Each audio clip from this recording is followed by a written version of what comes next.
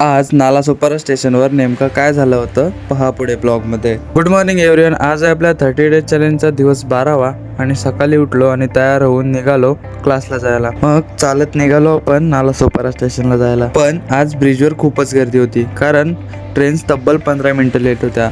लोकांची एवढी गर्दी बघून वाटलं की इथूनच घरी जावं. नंतर पकडले आपण विरार ट्रेन आणि विरारवरून रिटर्न मारली आणि निघालो अंधेरीला जायला. फायनली पोहोचलो अंधेरी स्टेशनवर आणि तिकडून चाललो क्लासला. नंतर पोहोचलो आपण क्लासमध्ये. बाहेर केली सही आणि बसलो प्रॅक्टिस करायला. आज फुल फोकस करून 3 तास प्रॅक्टिस केली. रोज छोटी छोटी मेहनत एक दिवस मोठं यश बनवते. म्हणूनच थांबायचं नाही, फक्त पुढे चालत राहायचं. प्रॅक्टिस संपल्यावर पुन्हा निघालो घरी यायला. आलो अंधेरी स्टेशनवर आणि पकडली नालासोपारा ट्रेन. मग फायनली पोहोचलो आपण नालासोपारा स्टेशनवर आणि चालत आलो घरी. आजचा दिवस सिंपल होता पण चॅलेंजमध्ये कन्सिस्टन्सी ठेवणं खूपच महत्त्वाचं काम आहे. तर मित्रांनो, आजचा ब्लॉग इथेच संपतो. भेटूया नेक्स्ट ब्लॉगमध्ये.